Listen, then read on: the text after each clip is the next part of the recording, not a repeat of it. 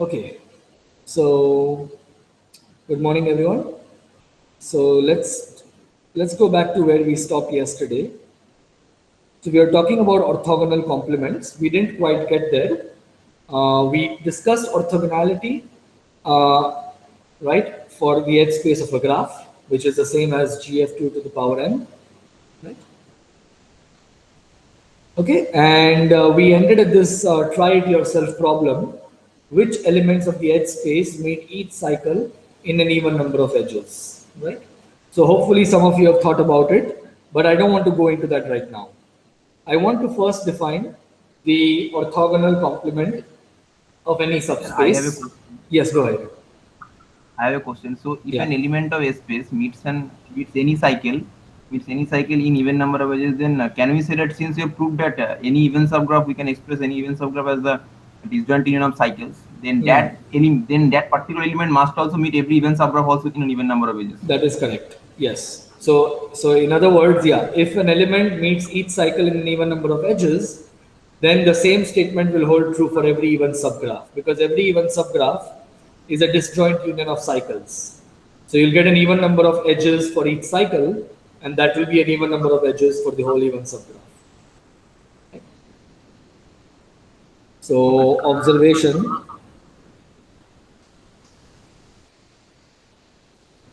any such element will meet each even subgraph in an even number of edges. And this follows from our first previous theorem, theorem 2.7 or 2.17.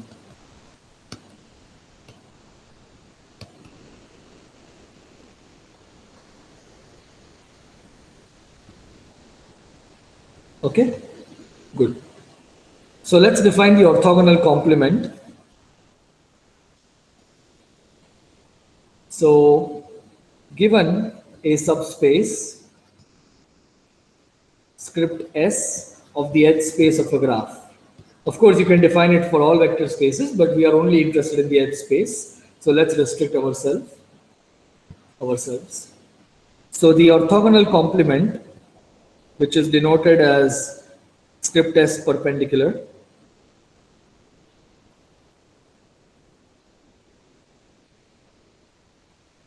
is defined as the set of all vectors in the edge space of the graph such that whenever you take the inner product of that vector with some vector in the original subspace, you should get a zero. Right? So this is zero for every element f in script S.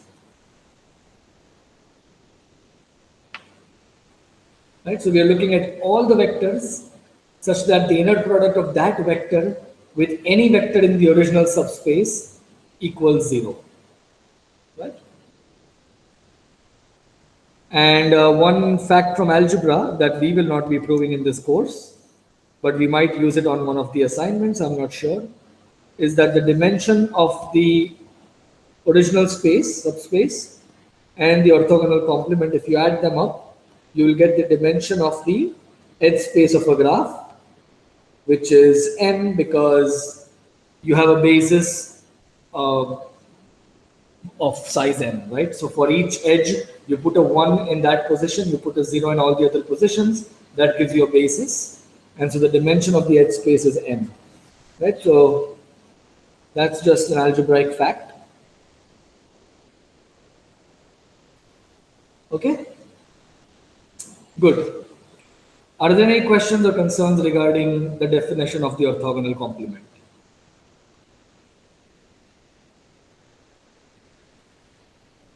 As you can Sir, see, yeah, go sir, ahead. I am feeling bit difficult to imagine these things. Can we imagine orthogonal complement?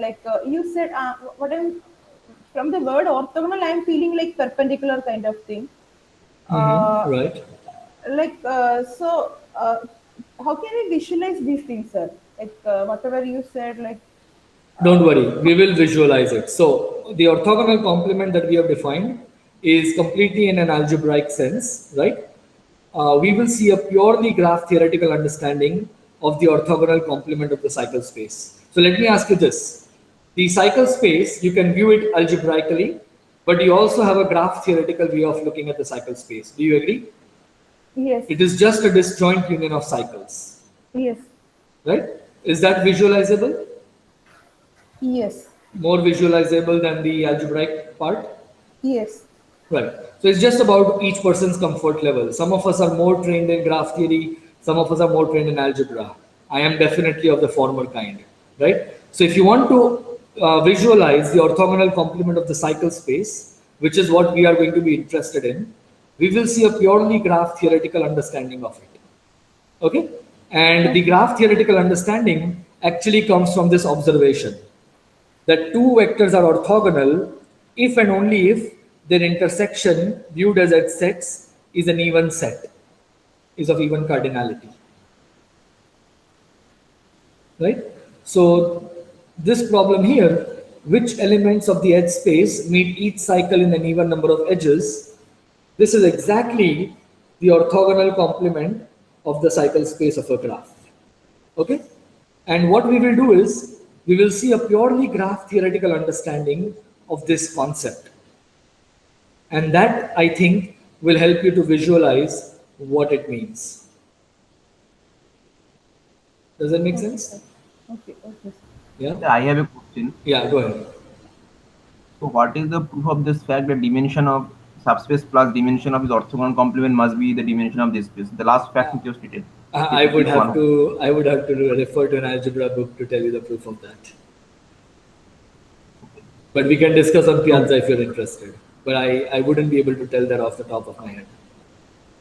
But we can find the proof in any standard algebra book. Yes, yes, yes. This is a well-known fact in algebra. It's just that we are going to use it without proof. Without proof. Okay. So we will not prove this in the class. So this No. fact. No. Okay. Yeah. So So we will use focus it. on the graph theoretical facts. Every graph theoretical fact, we will prove it. But if there is some algebraic facts, or when we study planarity, there might be some topological facts, we will be using those without proofs. Okay. Okay. Okay. Yeah. But here, sir, But we yeah. fact. Sorry, go ahead. So here, sir, we'll use this fact extensively. The dimension of No, we won't use it extensively. It might be on one of the assignment problems or something, but this is not going to be that crucial to our course, right? That's another reason why I don't want to spend much time on it. Right? okay, sir. Okay, sir. So this small part of the course seems a little bit algebraic, although we are not using any deep facts from algebra. Notice that for every algebraic concept, we are translating it into a purely graph theoretical concept, right? For example, for orthogonality, we know that the vectors are orthogonal if the intersection of the two sets is an even cardinality set, right?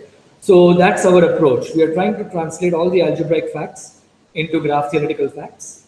We are just using the algebra to get another viewpoint of the topic. Okay, so whatever we are doing is still very structural at the end of the day.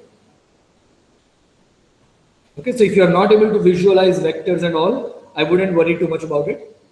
If you are able to visualize the graph theoretical viewpoints, that's actually good enough. That's what we will need more in this course. Okay, good. Are there any questions or concerns at this point? So what I want to do next is, I got the vaccine 2 days ago and I'm not feeling great. So I want to use this lecture to do introductions. As I told you last week, I would like to do introductions at some point. It's just that last week I thought it would be better to focus on the material because some students, especially in IIT Madras, were using this to make decision whether to take the course or not. Right? So I would like to do the introductions today. Also because I'm not feeling great, so this is a good time to do that. And tomorrow we can discuss what is the orthogonal complement of the cycle space of a graph.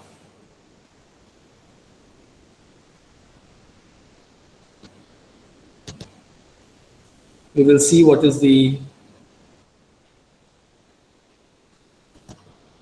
orthogonal complement of the cycle space of a graph in graph theoretical terms, not in algebraic terms.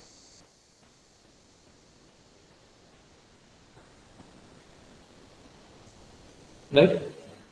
So if there are any questions, please ask them right now.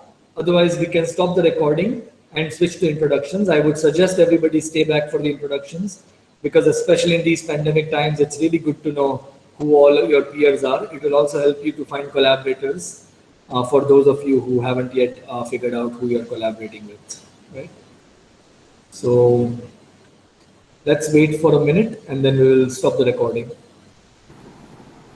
Actually, like I just got confused. So Yeah. we are discussing for the orthogonal complement of generic graphs or only for even graphs? No, for all graphs. For all graphs. Yeah, we will focus specifically on the cycle space and its orthogonal complement. But the graph G in particular is any graph of the is any graph. And also, like I got confused. Like every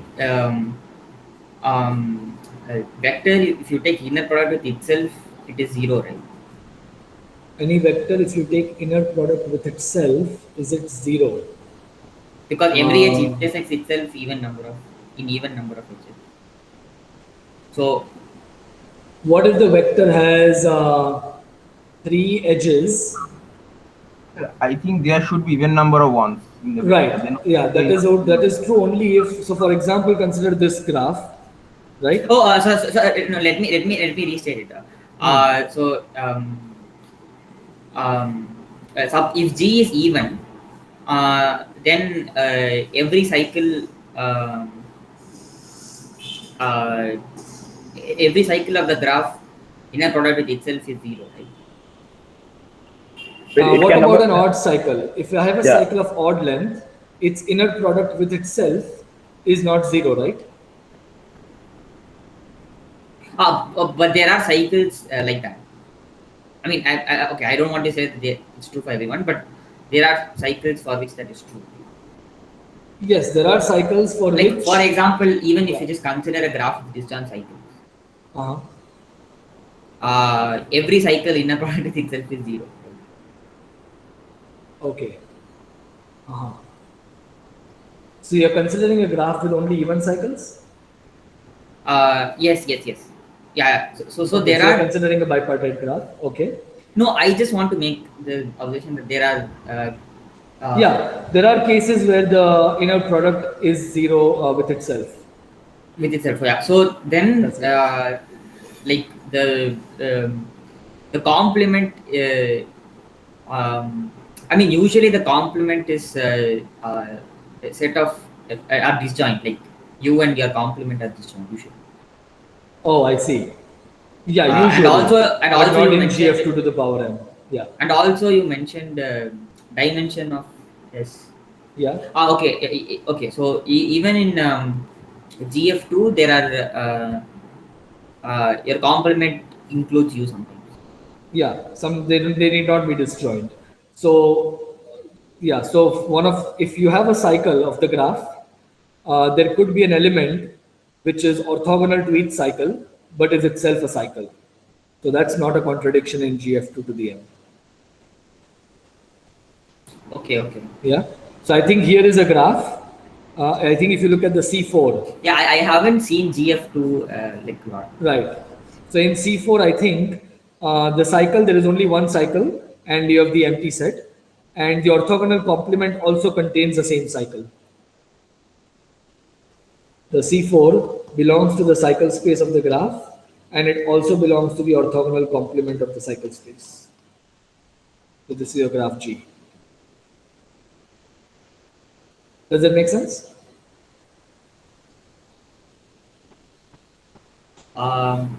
Actually, like okay, so then the dimension must be zero because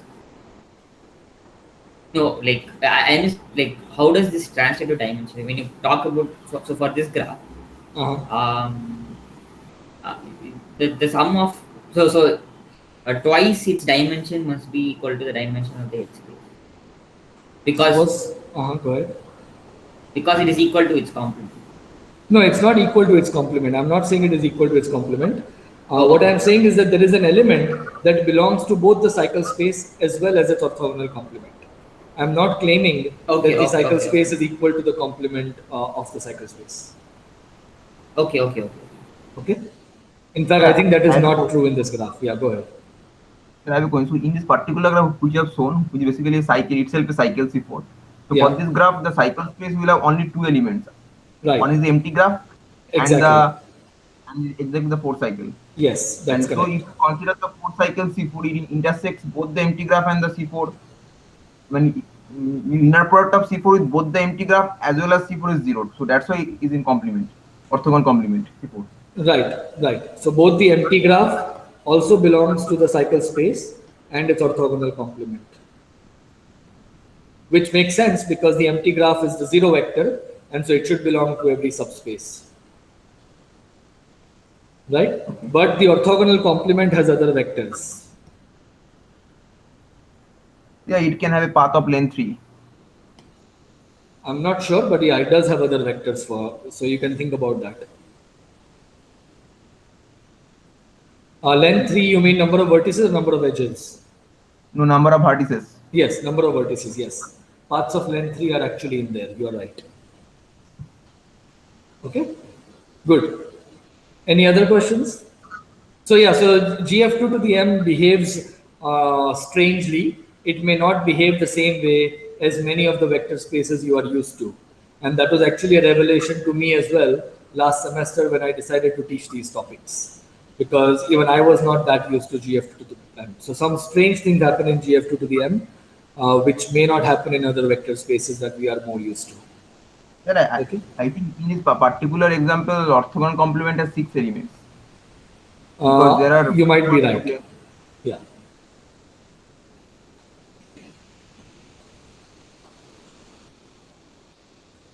Good. Yeah, I think there are 6 elements. You're right. Okay, so perhaps 6 elements in total. Check for yourself. We can discuss in the next lecture. Good. Any other questions or concerns before we move on to the introductions part?